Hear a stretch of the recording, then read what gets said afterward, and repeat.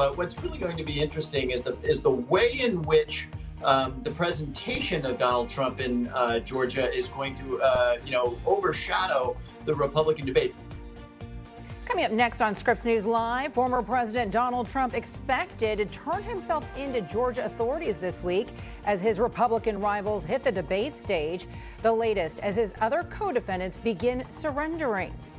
Plus, a federal judge hearing arguments over controversial buoys placed in the Rio Grande by the Texas governor. The argument from the Biden administration as they push to have them removed. From stories of grief, we've seen so many stories of hope and heroism, of the Aloha spirit. President Biden and the First Lady taking a tour of the devastation in Hawaii. The latest on search efforts and what locals are saying about tourism concerns and the economy. And there is a new student loan repayment program. We're going to explain how the SAVE plan works and who the Biden administration says it will help. Scripps News Live begins right now.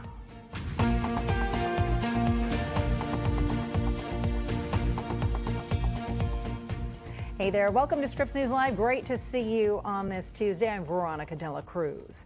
Developing right now, former President Donald Trump saying that he's going to turn himself in at the Fulton County Jail in Georgia on Thursday. He's facing charges related to his efforts to allegedly overturn the 2020 election results in the state. The president also agreeing to a $200,000 bond on charges that include racketeering and conspiracy. Fulton County DA Fani Willis, who launched the investigation into Trump and his allies, had given the defendants until Friday at noon to surrender. National political correspondent Avijoy Burnett joining us now live in the Scripps News studio. Avijoy, it is such a pleasure to have you here. I want to go ahead and start with Jeffrey Clark, who is an attorney. He's been trying to move his case from state court to federal court. Now, if he is successful, this would set a precedent. And this is a great question that you had earlier today. So this would set a precedent for people who are similarly situated.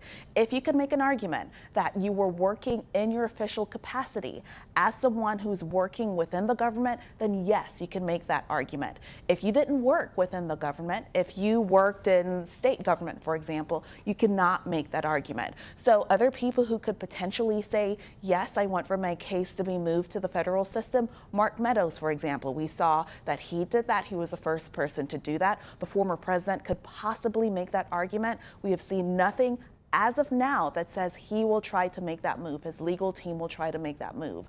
But on the flip side of all of this, it's still up to the judge to determine if these cases, if all of these 19 co-defendants will be able to move from the state level to the federal level, and we're waiting to see what happens there. Yeah, it's going to be really interesting to see what the judge decides in this case. So I want to go ahead and talk about what is happening right now on Rice Street at the facility, because we know that the DA there has been asking people to surrender by 12 noon this Friday. Yes. And I understand that there are a few defendants who've already surrendered. What can you tell us? So things are rapidly developing. At this point, we know that John Eastman, he surrendered earlier this morning, and we're getting insight on just how quickly they were able to move in and out because he had an arrangement already for his bond. So he was in and out within an hour and 15 minutes. That's pretty quick. There's a bail bondsman who was also able to get his bond taken care of ahead of time. He was there earlier this morning. He too has already left based on the reporting that we're seeing from the Rice Street facility. But this is 2 of 19. We have 17 additional people who need to show up. We know the former president, he has said that he will show up on Thursday, but there's so many more people who need to get the details worked out about their bond. And if we have this, we could pull it up on the screen for you. Here are some of the figures of some of the people who have already posted their bond. The former president, for example, his bond is at $200,000. And you see everybody else there, it trickles down from that point. We've been told that there's a likelihood that the former president has a higher bond because he could be seen as the ringleader. And then we're getting additional details about more people who are now posting bonds. So we see 6 people there. There are at least 3 additional people, including Jenna Ellis, who's also an attorney, Kathleen Latham, Michael Roman, who've now posted bond. So we're now within that window, a less than 3-day time frame where everyone needs to get all of their ducks in a row by that midday deadline on Friday. That's right. And for those who have yet to post bond, we know that there could be monetary issues as well. Yes, and that is something that has been reported. For example, for the former president, his bond is $200,000. He will have to put down 10% of that in cash. People may not have that amount of money to put down, even if it's a lesser amount. And many people are watching to see what will happen to Rudy Giuliani. He is arguably one of the most high-profile figures here, but there's been reporting that he's had to sell property in New York. And so many people are watching to see if he'll be able to make the bond. If you can't, you may have to spend some time in that facility, which is notorious for the conditions there. Yeah, you're right about that. Avajoy Burnett live for us here in studio. It's so nice to have you here in studio. You're always in the field, so it is a pleasure. Thank you. Joining me now is Ronald Chapman. He is a federal criminal defense trial attorney. Ronald, thank you so much for your time today. You just heard Avajoy. They're talking about defendants that are now turning themselves in. They're surrendering. So take us through what's going to happen in terms of the booking process. It seems to me that the process has been going rather quickly. But what do you know about what will take place? Will they be fingerprinted? Do they need to take a mugshot? Will we see a mugshot of former President Trump? All wonderful questions. And let me tell you, this is going to be a Herculean effort by the staff there in Fulton County. It's going to be difficult to process all of these 19 people. While I'm sure those professionals do it every day, we have some high profile individuals coming in all in rapid succession. So let's walk through the process. First things first, attorneys will normally negotiate, just as Trump did, the bond conditions. He was able to negotiate $200,000 worth of bond. It was approved by the judge. They'll also negotiate the timing of surrender. I have a feeling that schedule has already been worked out for just about every one of these 19 people. The defendant arrives at the jail. Normally there's fingerprinting taken. There may be even a DNA swab in some cases. There may also be a mugshot taken. Unclear whether or not Trump is going to have a mugshot taken. I know that I don't believe happened in New York. I'm not so sure that it'll happen here, but there likely will be mugshots of the other defendants in this case. After that, normally they would be released. I heard some mention that Rudy Giuliani is having some financial difficulty. I think there's no chance he's actually detained in a jail pending trial in this case. He'll come up with the bond one way or another, and then everybody will proceed to trial and review the discovery in this case. I wanted to ask you about certain bond requirements, because I do know that the judge is asking the defendants to participate in certain ways. For example, part of Trump's bond essentially is that he can't go after any witnesses on social media. He can't intimidate co-defendants, witnesses. So, Ronald, what happens if he does? I mean, how does the court address this? Is there a punishment? Well, the court has set standard bond conditions like they would in any case, and I would expect that all defendants would be prevented from threatening other witnesses. In fact, there's the United States Code which actually prevents that, so it's a separate criminal offense. But if a defendant violates their bond conditions, if they use drugs and they're not supposed to, if they threaten a witness and they're not supposed to, there would be notice of that violation sent to the court. Then the court would have the opportunity to have a hearing, and at that hearing, the question is asked, did that person commit a violation, and what should the judge do about it? Now, throwing somebody in jail until trial is not usually the first thing judges do. Usually the first thing they do is try to address the specific conduct, make sure that it doesn't happen again, to continue the case moving forward. All judges know that putting somebody in custody, especially for a trial as big as this, really impedes the ability for the trial to move along in a speedy manner, and it impacts the ability to deliver justice. So I don't think anybody's going to get detained. I also, think that if Trump flagrantly violates this bond condition, he will have to go before a judge and have a hearing on that, and there will be some sort of punishment for that conduct. And this is going to be a tough one for him, because it is really hard for him to stay off of social media. As we can see, he has been really in control of the narrative all the way through. But there are a handful of witnesses that have turned themselves in. So what comes next? Trump has said that he's going to turn himself in on Thursday. What more can we expect to see in this case?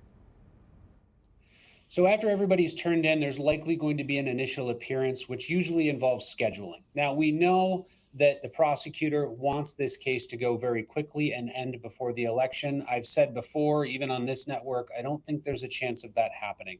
This is a very complicated indictment, a lot of individuals charged, and unless a lot of people are pleading quickly, this case is going to take a while. So the DA now has to produce all of the discovery they have from their investigation onto the defendants.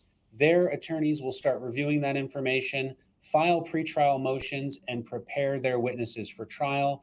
I can expect that the Trump team will probably try some delay tactics, some motions, or raise evidentiary issues in order to delay this case further. And we also have, I think, John Eastman publicly indicating recently, he seems to be fully in the Trump corner, already raising some of those defenses. So I think that there's a likelihood that a lot of these 19 people actually end up in a trial, which means this is going to be very difficult to get done quickly. All right, Ronald Chapman, federal criminal defense trial attorney. We appreciate your time today. Thank you so much. Thank you. So to come on Scripps News Live, the former president says he will not be on stage for the Republican debate. But are those debates actually relevant? The surprising reason why you might want to tune in. And border barriers in Texas, now the center of a court battle. What we're hearing right now from human rights groups outside of the courtroom. We found over 14,000 bridges around the country have been in poor condition for over a decade. Does that surprise you? Scripps News investigates decaying bridges in America tonight at 8/7 Central, only on Scripps News Tonight. This is an important message for the millions of Medicare recipients covered under your state's Medicaid. Medicare and Medicaid give you some benefits, but there are Medicare Advantage plans available with even more benefits and savings.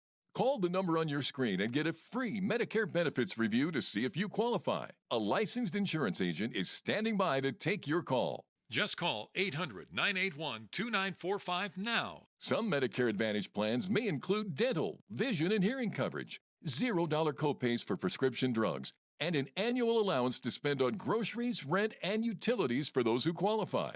Plus, some plans may include lots of doctors and hospitals, all in-network. You don't get these benefits automatically.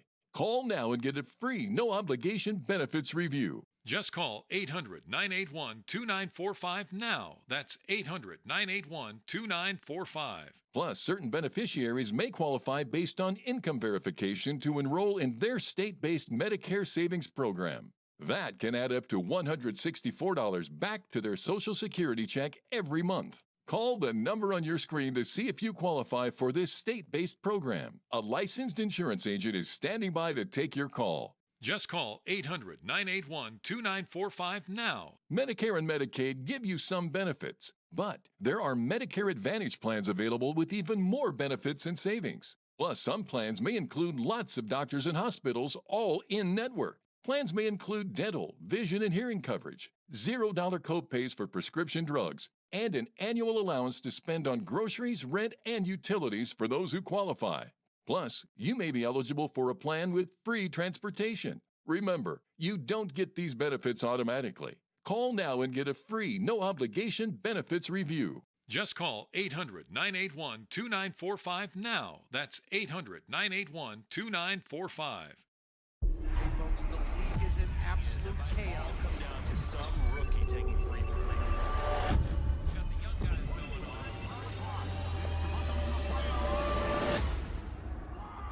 The Athletic. Subscribe today. Window Wear Project helped me find the strength to go further than I ever thought possible. I was able to come out of my shell and really connect with others. So I can feel like part of a team, part of the community again. It's possible to live better. It's possible to have a voice and to be heard. To feel understood. To find peace. Because I've experienced firsthand that anything is possible.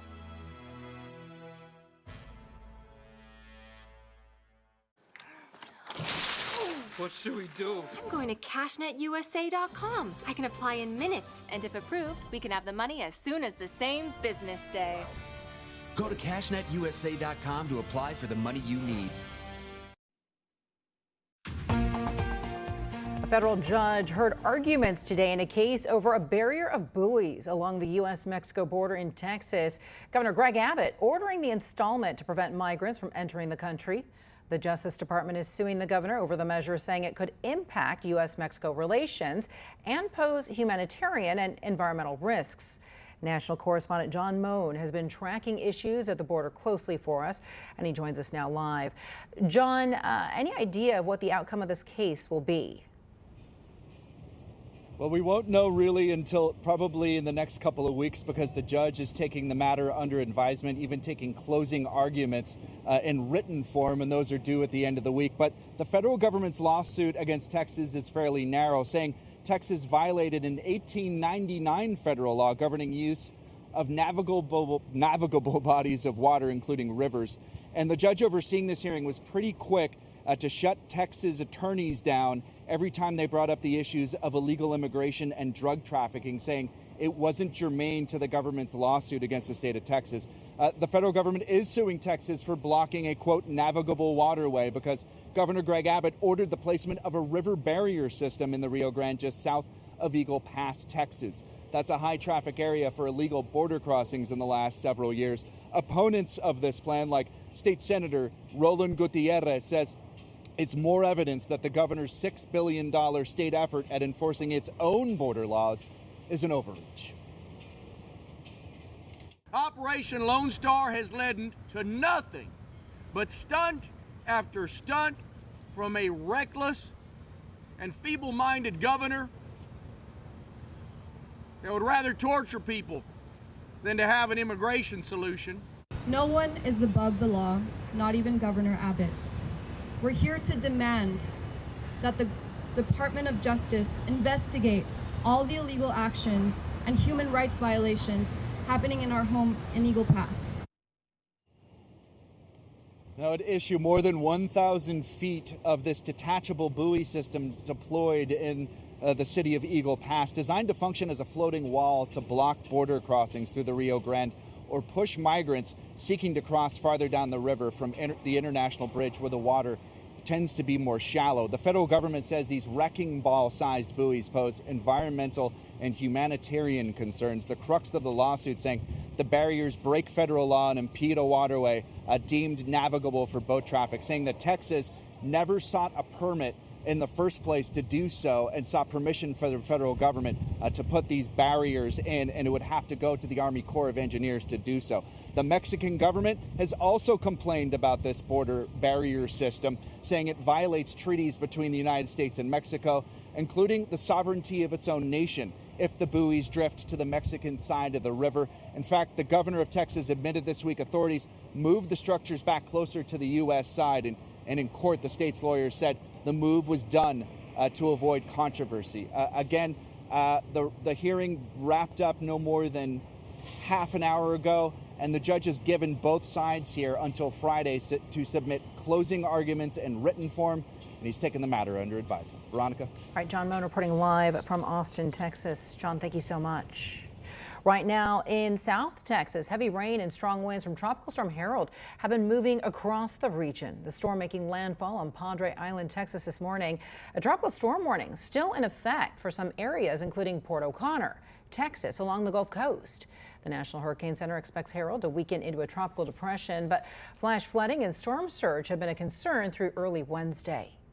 Coming up next on Scripps News Live, creating firearm injury prevention policies. They can play a major role when it comes to stopping gun-related death and injuries. We're going to take a closer look at one study about those policies and which ones have been most effective. Also, while some parts of Maui have been sorting through the rubble after deadly fires, other areas of the island say that they are open and ready to welcome tourists. The concerns over the Hawaiian economy next.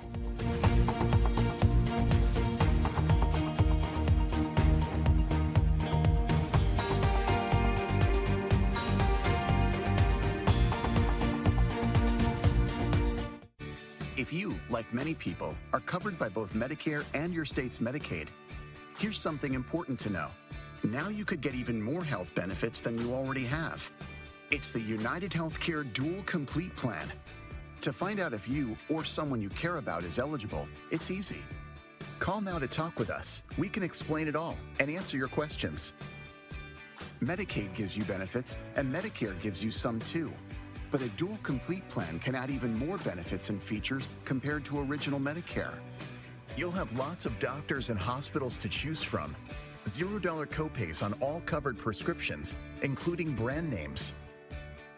And depending on where you live, you could enjoy other benefits too, like more dental care and rides to and from your doctor or pharmacy. Most plans even give you up to $300 a month to help pay for covered over-the-counter products, groceries, and new this year, utility bills. And best of all, with this plan, there's no extra cost to you. Remember, if you have Medicare and Medicaid, chances are you could get a dual complete plan. So call now to talk with us. Our agents are available to help. We know healthcare can be confusing. United Healthcare can straighten things out. And with over 40 years of experience, you can count on us to be there for you. With a dual complete plan, you could have a wide choice of doctors to choose from. $0 copays on all covered prescriptions. Help paying for covered over-the-counter products, groceries, and utility bills. More dental coverage too, all at no extra cost. If you have both Medicare and Medicaid, you may be eligible for dual complete. So call the number on your screen now to see if you're eligible or to enroll. There's more for you with the United Healthcare Dual Complete Plan.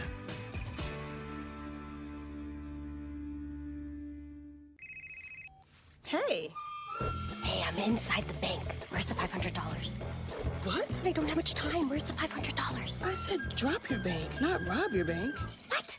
I said drop your bank and get Dave, the banking app. Yeah, I thought this was a lot of work for $500. You think? I mean, I would love it if you could come get me. Oh, no. Oh, she going to jail. Hello? There's an easier way you can get up to $500 in 5 minutes or less when you download Dave. We found over 14,000 bridges around the country have been in poor condition for over a decade. Does that surprise you? After uncovering thousands of bridges decaying towards disaster, U.S. Transportation Secretary Pete Buttigieg reacts to our findings. Congress after Congress, administration after administration, we didn't see the kind of major investment that was really needed. Scripps News investigates decaying bridges in America tonight at 8/7 Central, only on Scripps News Tonight. I'm Veronica Cruz. Welcome back to Scripps News Live. In Maui, officials say anywhere between 500 and 1,000 people are still unaccounted for 2 weeks after deadly fires burned through parts of the island. Officials still trying to figure out how many of those missing may have died or are safe but never checked in. So far, 115 deaths have been confirmed. President Biden and First Lady Jill Biden toured the destruction on Monday, with the president commenting on the community's strength. What I've observed in my short time here today is the courage, community, the sense of togetherness you have. It's not an ordinary community. It's a community based on faith in one another. Now, as people in Hawaii work to recover from the wildfires, they face a huge challenge, particularly those whose livelihoods are tied to the tourism industry. The general advice for tourists is to stay away from western Maui so people there have access to limited resources and get a chance to heal. But as national correspondent Maritza Giorgio explains, other parts of the island are still open for business.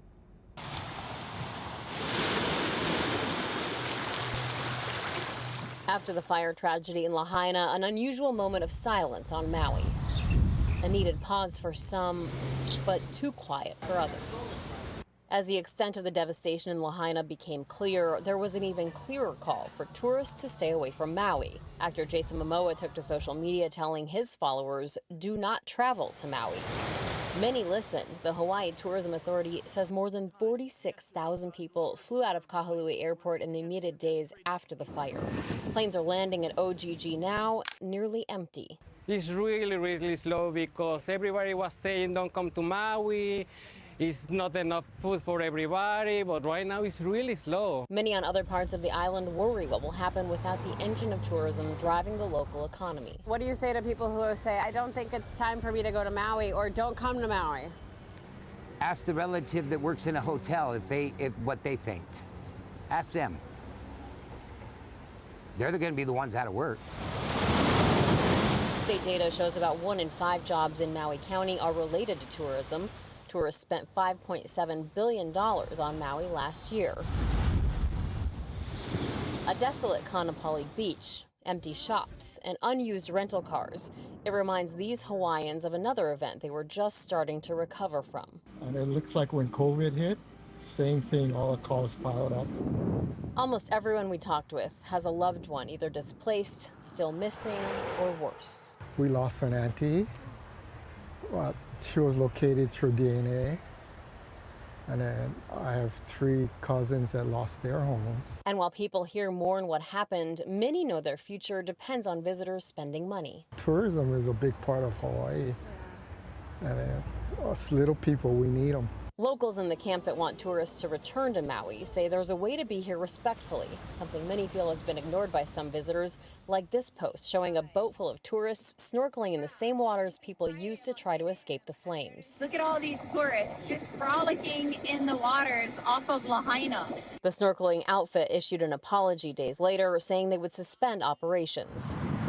In addition to respect, nobody wants to see resources like hotel rooms taken away from locals who need them. Right now, we are in a period of mourning, and all of the resources that need to be brought to bear to help the people of Lahaina and upcountry Maui. The governor addressed the world during President Biden's visit Monday, saying nobody can travel to West Maui at this time.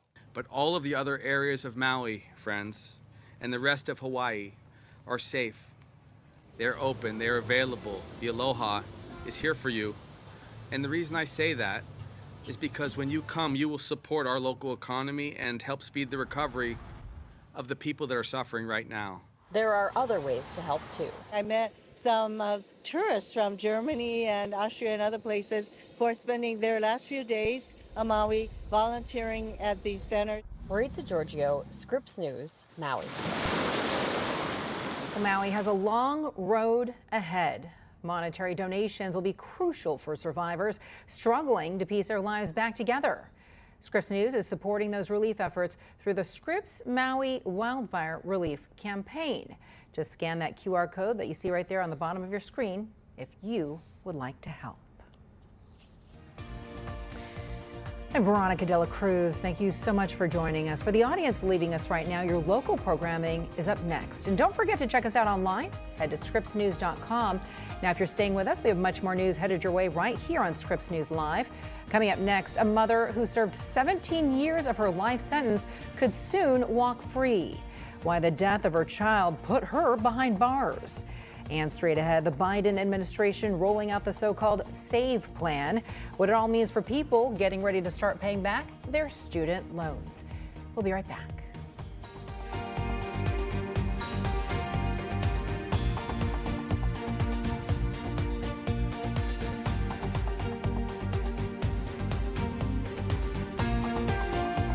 When a cyber thief transfers the title of your home out of your name, it's a race against time to stop the theft of your hard-earned equity. Many people don't know this has happened until long after it's done.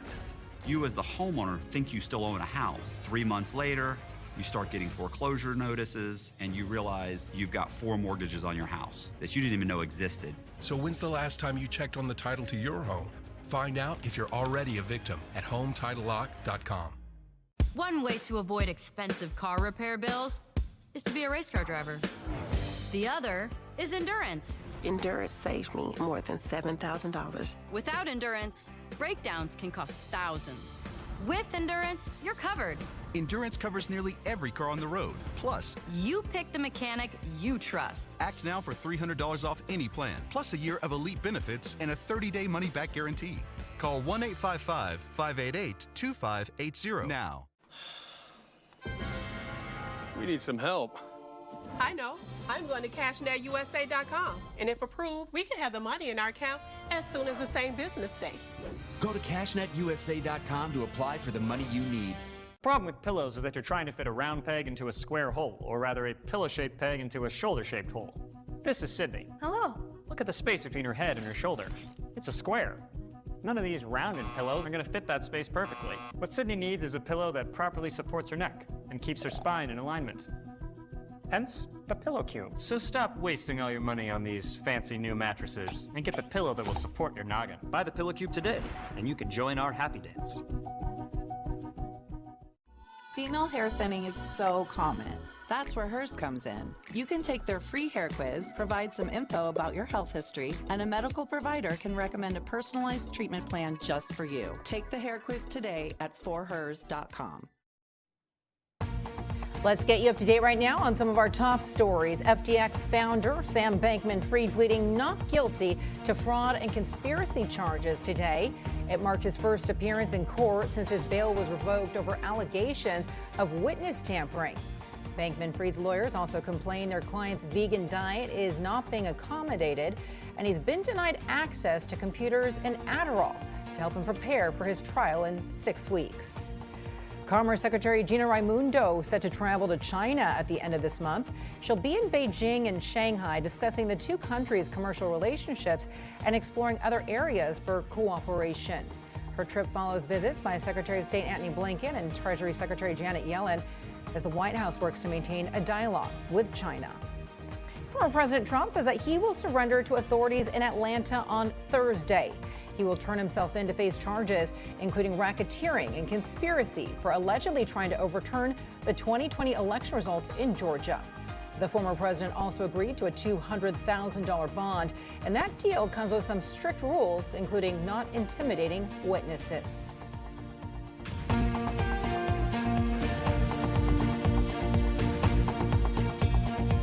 Hey there, welcome to Scripps News Live. Good to see you today. I'm Veronica Cruz. So the former president says he will not be taking part in this week's Republican debate. Instead, he taped an interview with former Fox News host Tucker Carlson. But Scripps News Deputy Political Director Joe St. George says there are still plenty of reasons to watch tomorrow's debate. Think of Wednesday's presidential debate here in Milwaukee, Wisconsin, as the unofficial kickoff for the next phase of the 2024 presidential campaign. After all, we're around 146 days until the Iowa caucuses. We're 196 days until Super Tuesday. And we're over 300 days until Republicans will be back here in Milwaukee and at this arena for the Republican National Convention next July. But a big question is looming over Wednesday's debate. Does it still matter? Do debates still matter? Well, they do as long as people watch. The first Republican presidential debate in the 2016 presidential cycle was seen by 24 million viewers. Holding an in-person campaign event in Iowa or New Hampshire doesn't come close to the audience that a made-for-TV event can bring. Debates have historically been pivotal moments in campaigns. If your campaign is struggling and you have a good night, donations pour in. On the flip side, a bad night can derail a campaign. The presidential campaign of former Texas Governor Rick Perry never did quite recover after he forgot the 3 cabinet agencies he wanted to cut back in 2011. Commerce, education, and the, what's the third one there? Let's see.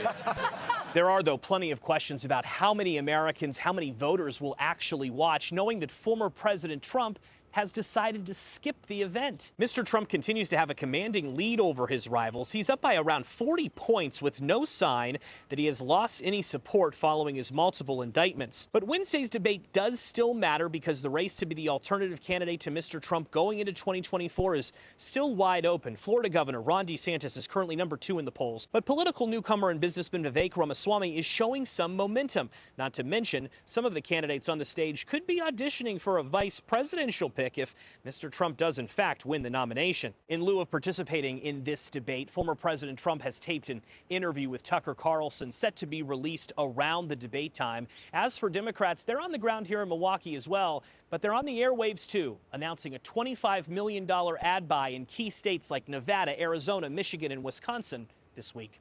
Joe St. George, Scripps News, Milwaukee. All right, Joe, thank you so much for that. So the White House announced a new student loan relief plan today, and it's called the Saving on a Valuable Education or SAVE plan. The administration expects it to help more than 20 million student borrowers, and the new plan will enable borrowers to make monthly payments based on their income and family size. It includes some loan forgiveness at the end of the loan repayment period. White House correspondent Haley Bull joining us now live from the North Lawn of the White House. She has the details here. So Haley, tell us exactly what this plan is all about and who it's going to help. Veronica, this really marks a new step in President Biden's larger effort to tackle student debt. And this plan is aimed to lower payments, especially for low and middle income borrowers. When we look at what this specifically does, starting this summer, it increases the exemption above the poverty line. And the administration believes that will cut payments to $0 for more than 1 million lower income borrowers, and for others, save them about $1,000 a year when compared to other income-driven repayment plans that are options right now. It also eliminates the interest that goes above the monthly payment under the SAVE plan. And by the time it is fully implemented next year, it's also expected to have undergraduate loan payments by reducing the discretionary income paid from 10% to 5%. It will also speed up forgiveness for some borrowers, offering a path for those who borrowed $12,000 or less to have that forgiven after 10 years. Now, this comes ahead of repayments starting up again after that pandemic era pause in October. Now, keep in mind, tackling student debt has been a priority for the president, but he has faced political and legal challenges. The SAVE plan is one facet he pointed to after the Supreme Court struck down his student loan forgiveness plan earlier this year. But education officials are confident in the authority and durability of this specific income-driven plan. Listen. Well, we're confident we have the authority to do this. In fact, the department has created similar plans 3 times before. And this is something we're seeing a tremendous response from borrowers already. And so we're confident this is, an option that's going to remain available for borrowers. And we hope people will consider it and enroll in the new. Now, the Education Department and servicers are expecting to reach out to what they said is up to 30 million borrowers to invite them to apply. Administration officials know this is going to be a long-term effort to keep people updated on the student loan process. They're also in coordination with this official launch of the SAVE plan, rolling out a public awareness campaign with grassroots organizations to try to raise awareness about this option. Now, the processing time for this, once you apply, senior administration officials expect to take about 4 weeks, and this follows an initial beta period we saw over the summer for this, Veronica. All right, Haley Poole reporting live from the White House. Haley, always appreciate it. Thank you so much. So mass shootings have become routine in the United States. The Gun Violence Archive reporting more than 27,000 people have died from gun violence so far this year, and it is the leading cause of death among children 18 and younger. But when policies aimed at preventing firearm injuries are properly implemented, they can help prevent gun-related death and injuries. And it's all according to a recent study by the University of Michigan's Institute for Firearm Injury Prevention. Joining me now live is Dr. April Zioli. She is the Policy Core Director for the Institute. Dr. Zioli, thank you so much for your time today. Let's go over some of these examples of firearm injury prevention policies. How are they actually helping to curb gun deaths? These policies restrict individuals who are determined to be high risk for firearm violence from having a gun. And by removing firearms from those people who are at risk of harming themselves or others, their risk of homicide and suicide goes down. Now, how did you figure out which policies do in fact work? And are these policies effective when it comes to preventing school shootings? We looked at a number of different policies and the research around these different policies. Specifically, we looked at domestic violence related firearm restrictions. So those that say that if you're under a restraining order, you can't have a gun. And those that say that if you've been convicted of misdemeanor domestic violence, you can't have a gun. We looked at extreme risk protection orders. And we also looked at purchaser licensing laws, where you have to get a license to purchase a gun through local authorities. And the one that looks most promising around school shootings and prevention of school shootings are those extreme risk protection order laws. And the reason for that is because extreme risk protection order are really flexible tools that can be used to prevent access to firearms for someone who threatens a school shooting, for someone who indicates that they want to harm their fellow students or their teachers or their principal in some cases.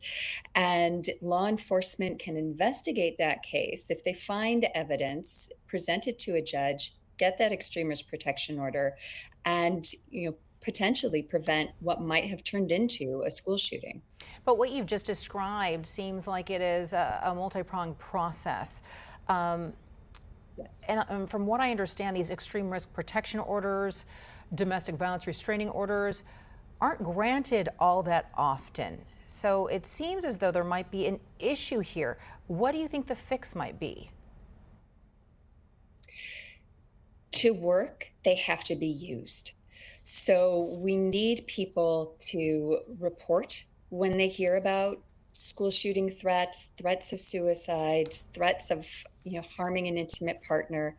You report that to law enforcement, who can file for an extreme risk protection order in any state, or go to the courts and file for an order if you're allowed to in that state. If you're a victim of intimate partner violence, you can file for that domestic violence restraining order, and bring the evidence that you are at risk or that there is a risk to the court.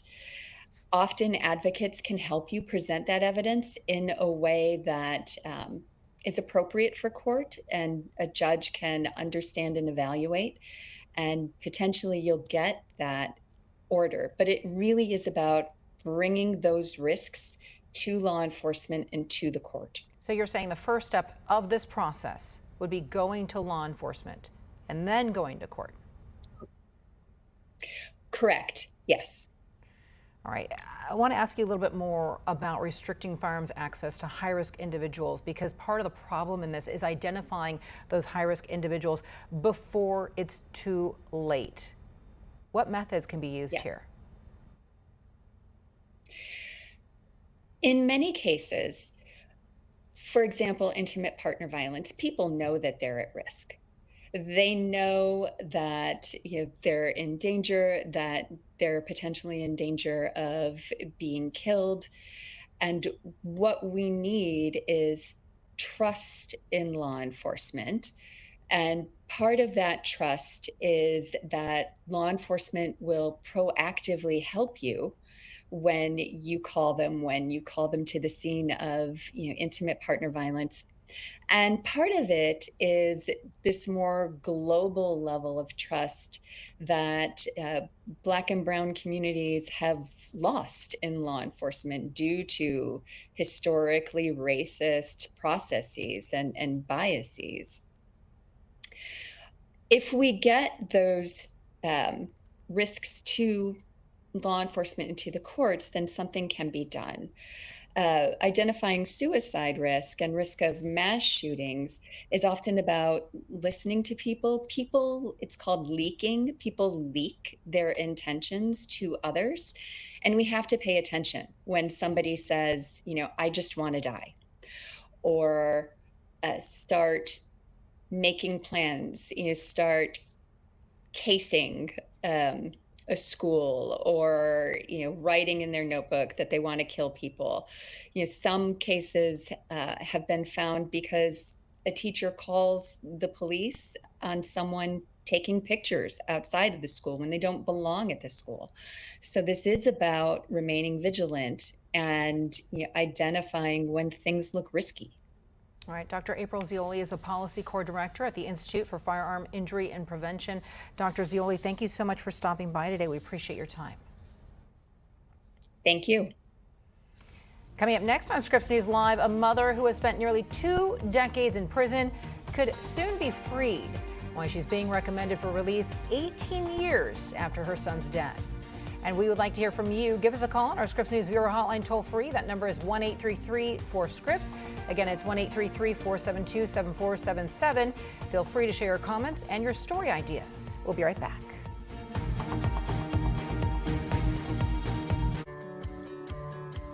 Best thing I've ever done. That's what Freddie told me. person like me needed to get a reverse mortgage to change my life. It was the best thing I've ever done. And Really? yes, without a doubt. Joanne said just about the same thing. It absolutely is the best thing I ever did. Jack put it a different way. To him, it was about having his grandkids over. You want to have the kids over. You want to have the grandkids over. You want to have the family over. You want to say, this is my place. Great people. Different people, that's for sure. And all of them had different reasons for getting a reverse mortgage. But you know what? They all felt the same about two things. They all loved their home, and they all wanted to stay in that home. If you're 62 or older and own your home, find out how you could access your home's equity to give you cash now and when you need it in the future. A reverse mortgage could put more money in your pocket by eliminating your monthly mortgage payments. It could also pay off higher interest credit cards, medical costs, and give you some extra cash to help your retirement lifestyle. I don't have any anxiety about money anymore. It allowed me to live in my home and not have to pay payments. A whole lot of families have gotten tax-free cash from a reverse mortgage loan for a better retirement. I don't have to worry about a mortgage payment every month. It's a good thing. Call right now to receive your free no-obligation info kit. The kit will show you how you may get the cash you need using your home's equity as a reverse mortgage from AAG. Call 800-771-8082. Look, why don't you call AAG and find out what a reverse mortgage can mean for you. Call AAG, the country's #1 reverse mortgage lender. Call 800-771-8082. That's 800-771-8082. Everything you've seen me do was made possible by what you don't see. Because when you're not looking, I go to work. Strength isn't a given. It's grown. It's earned and tested.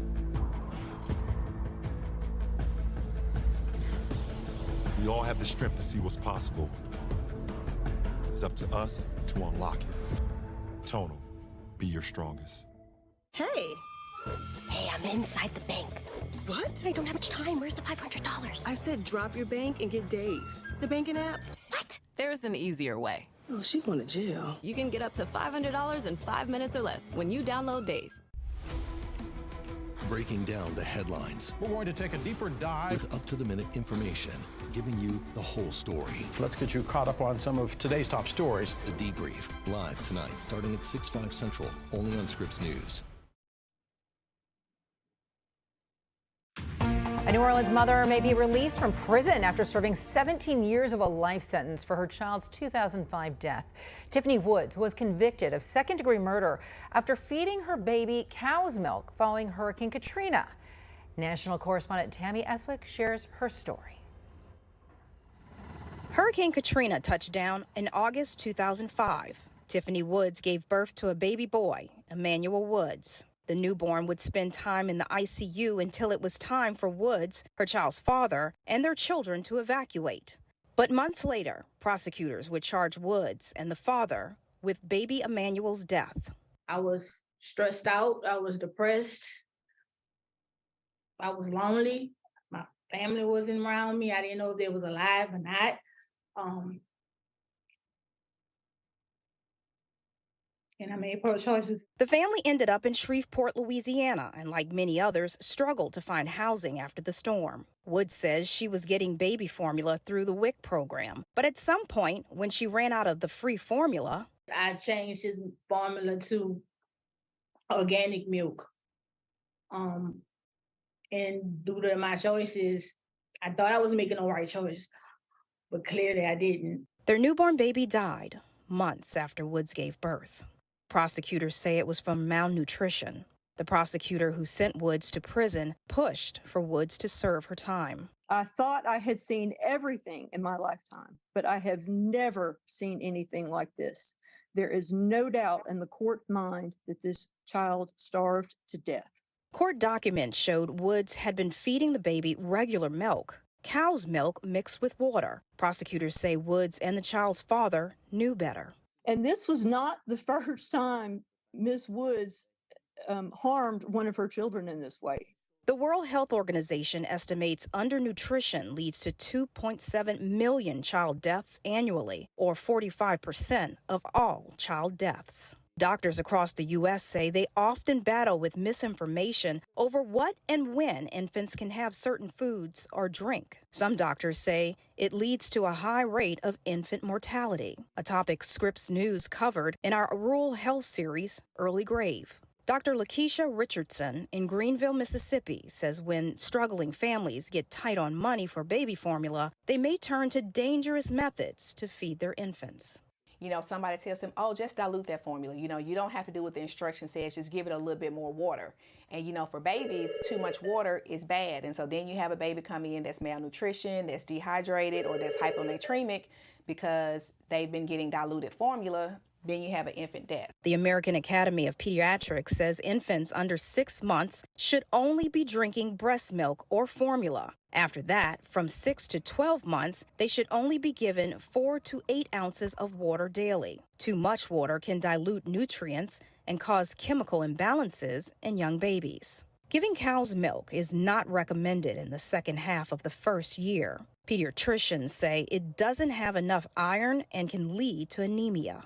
You have moms trying to do the right thing, especially our young moms, because, you know, we have a lot of teenagers here. So the pediatrician is saying, this is what you do, this is what the baby can have. But young mothers can get conflicting advice from family members. But then they go home and mom and grandmama says, oh, the doctor knows what they're talking about. This is the same thing I gave you. Woods, surrounded by family during her clemency hearing, told the panel she is a changed woman who has taken multiple parenting classes during her time in prison. She's learned how to be a better mother over the years, a claim her kids, now older, testified to. And that her story can impact so many people, and she could touch a whole lot of people, especially in the city that we come from, in New Orleans, that this is common, you know what I'm saying? Single parents, you know, doing whatever they could to take care of their children. And sometimes tragedy happens. With the Louisiana Parole Board voting to recommend Woods' release, the matter is now in the hands of Louisiana Governor John Bel Edwards, a Democrat who has vowed to reduce the number of people incarcerated in the state. Tammy Eswick, Scripps News, New Orleans. And that was Tammy Eswick reporting there for us. Pregnant women may soon be able to get a vaccine to protect newborns from the respiratory virus RSV. The FDA approving the shot on Monday. The respiratory virus makes it difficult for babies to breathe and can cause pneumonia. A pregnant person could opt for Pfizer's vaccine, allowing them to develop a virus-fighting antibody to pass along to the fetus. The CDC still needs to sign off on this new vaccine. Coming up next on Scripps News Live, the U.S. celebrating 50 years of hip hop. This year, how one city is using it to reach out and support community members. And we would like to remind you to give us a follow on Scripps News on X, which is formerly known as Twitter, on Instagram, Facebook, TikTok, and on Threads. We'll be right back. This is an important message for the millions of Medicare recipients covered under your state's Medicaid. Medicare and Medicaid give you some benefits, but there are Medicare Advantage plans available with even more benefits and savings. Call the number on your screen and get a free Medicare benefits review to see if you qualify. A licensed insurance agent is standing by to take your call. Just call 800-981-2945 now. Some Medicare Advantage plans may include dental, vision, and hearing coverage, $0 copays for prescription drugs, and an annual allowance to spend on groceries, rent, and utilities for those who qualify. Plus, some plans may include lots of doctors and hospitals, all in-network. You don't get these benefits automatically. Call now and get a free, no-obligation benefits review. Just call 800-981-2945 now. That's 800-981-2945. Plus, certain beneficiaries may qualify based on income verification to enroll in their state-based Medicare savings program. That can add up to $164 back to their Social Security check every month. Call the number on your screen to see if you qualify for this state-based program. A licensed insurance agent is standing by to take your call. Just call 800-981-2945 now. Medicare and Medicaid give you some benefits, but there are Medicare Advantage plans available with even more benefits and savings. Plus, some plans may include lots of doctors and hospitals, all in-network. Plans may include dental, vision, and hearing coverage, $0 copays for prescription drugs, and an annual allowance to spend on groceries, rent, and utilities for those who qualify. Plus, you may be eligible for a plan with free transportation. Remember, you don't get these benefits automatically. Call now and get a free, no-obligation benefits review. Just call 800-981-2945 now. That's 800-981-2945. At first, just leaving the house was hard. But When a Warrior Project helps you realize it's possible to get out there. To feel a sense of camaraderie again. To find the tools to live life better. Through generous community support, we've connected warriors and their families with no-cost physical and mental health services, legislative advocacy, career assistance, and life skill training for 20 years. And we're just getting started.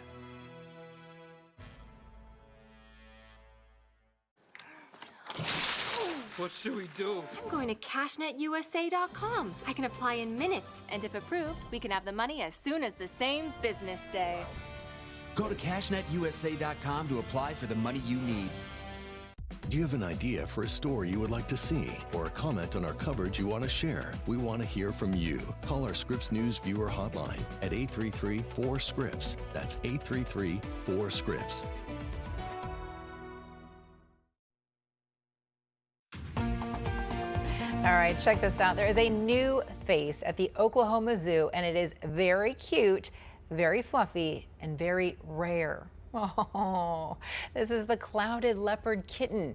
And this little guy was born last month, and he's already got a new job. He could become an ambassador for his species, which is at risk of extinction. And the zoo says he is so special that he's getting extra care from zookeepers, and they report that he's doing well. The Oklahoma Zoo works with other zoos to carry out a survival plan for the vulnerable clouded leopard. The plan focuses on preservation and survival of the animal. Oh.